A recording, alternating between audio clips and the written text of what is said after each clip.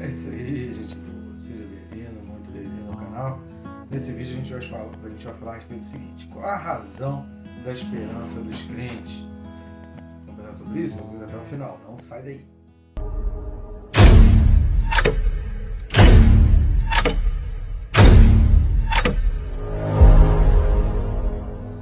Mas antes, eu vou ser bem breve aqui nessa introdução. Já clica aí para se inscrever, aproveita e clica no sininho, marca a opção todos para você não perder nenhum vídeo. Peço sua ajuda para curtir, comentar e compartilhar, e assim a gente alcança mais e mais pessoas. Nosso objetivo é estar abençoando vidas, e eu conto contigo nessa missão que Jesus nos deixou, né? Ir pelo mundo, pregar o evangelho a toda criatura. Nunca foi tão fácil cumprir o ídolo de Jesus. Vamos nessa, que hoje tem muito assunto para a gente falar aí a respeito. O texto desse vídeo é Hebreus capítulo 2, versículo 9. Carta aos Hebreus capítulo 2, versículo 9, diz assim: Vemos, todavia, aquele que por um pouco, tendo sido feito menor que os anjos, Jesus, por causa do sofrimento da morte, foi coroado de glória e de honra, para que pela graça de Deus provasse a morte por todo o mundo. Um versículo só, mas muita informação. Tem bastante informação aqui para a gente levantar e para a gente pensar aí a respeito. Por isso, eu peço, já antecipadamente a desculpa. Eu vou tentar ser o mais breve possível, falar de uma maneira um pouco mais rápida, e aí, se tiver dificuldade, a vantagem do vídeo, diferentemente de uma aula presencial, você pode dar uma pausa ali e pensar um pouco, depois prosseguir com o vídeo, né? Então vamos lá. Tem 4 pontos muito importantes para a gente observar nesse versículo. O versículo começa com um vemos. Porém, eu vou pegar esse aposto aí, esse todavia, que está entre vírgulas aí, né? De uma forma como um aposto, colocado como aposto, porque o vemos está ligado ao que vem depois do todavia. Então, eu vou iniciar por esse todavia, porque esse todavia ele é uma ligação exatamente ao versículo 8. O que está dizendo no versículo 8? O versículo 8 termina dizendo que agora, porém, ainda não vemos todas as coisas a ele sujeitas. Esse porém ainda não vemos todas as coisas a ele sujeitas, do versículo 8, diante daquela citação do Salmo 8, feito nos versículos 6 e 7, passa aquela impressão de que, poxa, não vejo ainda, como é que eu posso acreditar, como é que eu posso continuar crendo, como é que eu posso ter certeza? Tá, você está dizendo que ele está sujeitando todas as coisas, mas eu não estou vendo isso. Como que eu posso ter esperança de uma coisa?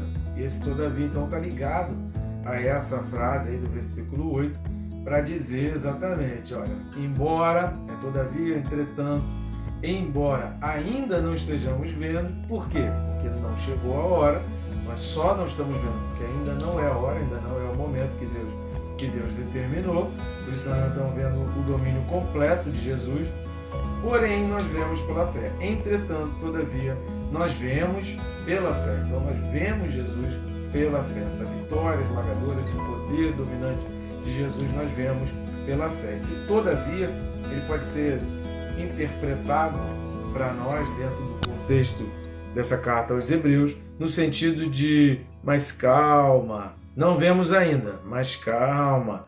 Olha, não vemos ainda, mas não se desespere. Não vemos ainda, mas não está demorando. Não vemos ainda, mas creia. Está entendendo? Então esse todavia, ele serve aqui, ele está dentro desse contexto exatamente para trazer essa mensagem de esperança, relacionada ao que foi falado no versículo 8.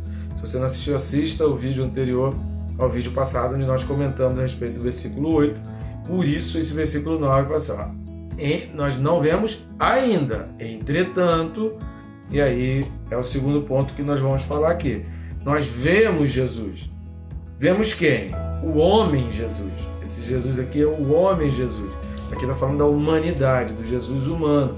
O próprio Salmo 8, nesse trecho citado aqui, que vai dos versículos de 4 a 6, mencionado aí em Hebreus 2, 6 e 7, está relacionado ao Jesus humano, ao homem Jesus. E o próprio versículo 9, ele está dizendo para nós, por que nós podemos crer, por que em Jesus nós podemos ter esperança? Porque ele foi coroado de glória e de honra, né? Você está dizendo? Por causa do sofrimento da morte. Se você estudou o livro do Apocalipse junto conosco, aí que está disponível no canal, você vai observar que há um versículo que João fala assim, quem foi digno de abrir o selo? Pesquisa aí Eu não vou dar colher de chá, não. Pesquisa aí e assista os vídeos do canal. Quem foi digno de abrir o selo? Jesus foi digno de abrir o selo. Por quê? Porque só ele pagou o preço de morte. Ninguém mais na história da humanidade pagou um preço tão alto em favor dos seus inimigos. Algumas pessoas pagaram um preço alto em favor dos seus amigos, alguns dos seus comparsas criminosos, enfim. Porém, em favor dos inimigos, em favor daqueles que estavam perseguindo, em favor daqueles que o colocaram naquela condição, só Jesus Cristo fez isso. Só o Jesus fez isso, que se tornou, então, por causa disso, o Cristo. Nós vemos o homem Jesus, coroado de honra e de glória. Versículos 11 e 12 vai passar para nós esse sentido do trabalho que ele fez e da importância que nós temos em relação a ele como co-participantes. Veja o que diz o versículo 11. Pois tanto o que santifica como os que são santificados, todos vêm de um só. Por isso é que ele não se envergonha de lhe chamar de irmão. Não há vergonha nenhuma em Jesus, em toda a sua alta posição como Deus, nos chamar de irmãos, dizendo: a meus irmãos declararei o teu nome, cantar-te-ei louvores no meio da congregação. Aqui está citando o Salmo 22, versículo 22. 22. Salmo 22, versículo 22. A meus irmãos declararei o teu nome, cantar-te-ei louvores no meio da congregação. Jesus não se envergonha, mesmo estando no mais alto patamar que possa estar em comparação a uma hierarquia. Jesus, ele não se envergonha. E uma outra mensagem passada por esse verbo, vemos, e principalmente pela conjugação no presente, é a afirmação, é que ele é uma afirmação. O fato dele estar no presente, o texto está dizendo, o autor dos Hebreus está falando a respeito de Jesus, nós vemos, isso é uma afirmação, não é uma possibilidade, não é uma probabilidade. Assista os primeiros vídeos correspondentes ao livro do Apocalipse, no capítulo 1 de Apocalipse, que nós comentamos isso. Não é um assunto relacionado à possibilidade e à probabilidade. Você pode acreditar porque é uma realidade futura, mas é uma realidade. Aqui no caso, é uma realidade presente, porque nós já vemos esse Jesus coroado e acreditamos. Por quê? Porque a cruz já passou. Então hoje eu posso contemplar o Jesus lá de Isaías 53. E todas aquelas vitórias relacionadas a Isaías 53 eu posso tomar posse para mim como promessa, como uma profecia de vitória para aquele que crê. Terceira coisa que a gente vai destacar é essa expressão por um pouco. O texto está dizendo, ele prossegue no versículo 9, vemos todavia aquele que por um pouco, um outro aposto aí, dizendo por um pouco. Esse por um pouco ele tem dois significados, tanto em termos de posição quanto em termos de tempo. Em termos de posição, a gente precisa ler Filipenses 2, do 2 ao 8, que diz assim: completai a minha alegria, de modo que penseis a mesma coisa, tenhais o mesmo amor, sejais unidos de alma, tendo o mesmo sentimento. Nada façais por partidarismo ou vanglória, separando um dos outros, mas por humildade, considerando cada um os outros superiores a si mesmo. Não tenha cada um em vista o que é propriamente seu, senão também cada qual que é dos outros. Tende em vós o mesmo sentimento que houve também em Cristo Jesus. Por isso ele está falando em termos de união, de respeitar os outros e não considerar os outros superiores. Considerar os outros superiores, não se considerar superior aos outros. Por quê? Porque esse foi o sentimento de Jesus Cristo, pois ele, subsistindo em forma de Deus, ou seja, sendo Deus, não julgou como usurpação ser igual a Deus. O fato dele ter o poder nas mãos dele e dele poder fazer todas as coisas, até inclusive sair daquela cruz, soltar um raio, mexer a mão, derrubar todos que estavam em volta, ele podia ter feito infinitas coisas com o poder que ele tinha, mas ele não usurpou porque ele tinha um objetivo. Antes, a si mesmo se esvaziou do seu poder. Então essa questão de que ele foi feito menor do que os anjos, esse por um pouco está nessa questão de posição. Ele foi colocado, o Jesus homem foi colocado numa posição inferior. Por quê? Porque os anjos não passam pela morte, os anjos não passam pelo sofrimento da morte, os anjos não experimentam os sentimentos e sensações do ser humano, que é inferior. Os anjos, em relação aos homens, eles estão numa posição superior. Eles estão no reino celestial, eles estão diante da face de Deus, eles estão vendo Deus, eles já estão cumprindo, eles já estão no plano espiritual completo de Deus. Os seres humanos vão entrar lá ainda. Jesus não. Jesus era maior do que os anjos, porém, Jesus humano foi colocado nessa posição inferior, assim como qualquer mortal. Então ele foi colocado do mesmo jeito que qualquer mortal. Ele se esvaziou desse poder, se esvaziou dessa posição dele de Deus e assumiu a forma de servo, tendo-se em semelhança de homens e reconhecido em figura humana. A si mesmo se humilhou, tornando-se obediente até a morte e morte de cruz. Esse degrau que o Jesus humano foi colocado. Quando a gente fala de posição, enquanto Deus, ele era superior, mas o homem Jesus era inferior. Porém, os anjos entendiam que essa posição dele inferior como Jesus homem era temporária. Essa posição dele inferior tinha um tempo para acabar. Ele estava algumas posições abaixo dos anjos, em termos de hierarquia, até precisando da ajuda de anjos. Ele precisou da ajuda de anjos ao final dos 40 dias no deserto, ele precisou da ajuda de anjos em outros momentos. Ele respeitou todas as coisas, porém, os anjos entendiam que aquilo tinha um tempo. E aí, por um pouco, significa também a questão do tempo. Vamos dar uma lida em Lucas 22, 58. Pouco depois, vendo outro, disse: também tu és dos tais. Pedro, porém, protestava: homem, não sou. Aqui está falando do momento em que Pedro nega a Jesus, da crucificação, e a expressão utilizada aqui pelos hebreus é a mesma expressão usada por Lucas aqui em 22, 58. Pouco depois, ou seja, em relação ao tempo, tinha passado a crucificação, um pouco tempo depois, algum tempo depois, eles viram então Pedro. Vamos ver um outro texto onde essa expressão aparece, Atos 5:34, que diz assim: mas, levantando-se no sinédrio um fariseu chamado Gamaliel, mestre da lei, acatado por todo o povo, mandou retirar os homens por um pouco, e lhes disse: israelitas, atentai bem no que ides fazer a estes homens.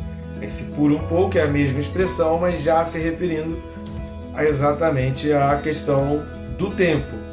Então aquele por um pouco de Hebreus 2:9 pode significar tanto a posição quanto por um tempo. Numa faixa de tempo, por um período de tempo, pode significar as duas coisas também, porque o autor dos Hebreus pode estar querendo exatamente passar essas duas visões, visto que ele estava falando com os judeus. A humilhação lá de Filipenses capítulo 2 era então temporária e os anjos sabiam disso. Mas conforme Filipenses 2 também fala, não era apenas temporária, mas tinha um objetivo. Jesus, toda a humilhação, todo o sacrifício de Jesus tinha um objetivo bem claro e definido. E a quarta coisa é essa expressão aí, por todo homem. Podemos enxergar também de duas maneiras. Eu, particularmente, entendo esse por todo homem, porque estava falando assim, para que pela graça de Deus provasse a morte por todo homem, ou seja, como todo homem, da mesma maneira que todo ser humano. Aqui está indicando exatamente a humanidade completa de Jesus. Assim como qualquer outro ser humano, Jesus também provou a morte. Eu, particularmente, eu entendo esse vocábulo dessa maneira. A semelhança de todo homem, da mesma forma, colocando Jesus no mesmo patamar de humanidade de qualquer ser humano. É óbvio que em outros versículos aqui de Hebreus também é colocado, e isso é bem exposto, de que Jesus foi 100% homem, a exemplo de qualquer outro homem, sentindo fome, dor, sede, vontade de ir ao banheiro, essas coisas todas, como qualquer outro humano. Se ficasse sem banho também, ficava precisando ali de um aroma mais agradável, as roupas precisavam ser lavadas, esse tipo de coisa. Como qualquer ser humano, ele passou aqui na Terra todas as fases e todas as necessidades e todos os sentimentos que qualquer ser humano poderia passar. E isso é importante a gente acreditar, por quê? Porque quando a gente diz que Jesus não pecou, nós podemos encontrar nele a esperança e a certeza de que eu também posso, porque como homem, ele foi igual a mim, não teve diferença nenhuma. Se ele conseguiu vencer o pecado porque ele dependia de Deus, ele tinha uma ligação e uma intimidade com Deus, isso significa que eu tendo uma ligação e uma intimidade com Deus, eu estando com Deus, eu também posso vencer o pecado. Estão entendendo isso? Ou seja, o exemplo de Cristo, como Paulo fala também lá em Filipenses, no texto que nós lemos ainda há pouco, serve para nós exatamente também como essa esperança. Se ele, sendo 100% homem, exatamente do mesmo jeito que eu, sem diferença nenhuma, humanamente falando, não havia diferença, ele venceu, isso me dá esperança para que eu possa vencer também. Agora, por todo homem, visto que no próprio versículo 9 está se falando aí da graça, a graça é o favor imerecido de Deus, ou seja, pela graça, esse favor de Jesus, a sua morte, foi para todo homem. Porém, só usufrui dessa graça e só percebe-se esse poder e só recebe esse poder aquele que crê. O propósito de Deus, e aí uma outra coisa que a gente pode desprender desse texto e trazer como lição para nós, é que o propósito de Deus, esse texto está indicando, por todo homem, está indicando que a vontade de Deus é que ninguém se perca. Essa é a vontade de Deus. No capítulo 6, no capítulo 10 de Hebreus, vai falar sobre aqueles que caíram e a gente vai perceber ali aquele tom assim, poxa, infelizmente. Por isso que no versículo 3 vai falar como podemos nós negligenciar tão grande salvação. Esse questionamento do autor dos Hebreus ali, exatamente essa falta de entendimento, como é que eu posso negligenciar uma obra tão grande e uma carta de amor, uma ação de amor tão grande por mim. Vai mostrar a tristeza de Deus e o espanto por negar essa proposta de Deus. A proposta de Deus era para todo homem, o propósito de Deus era atingir todo homem.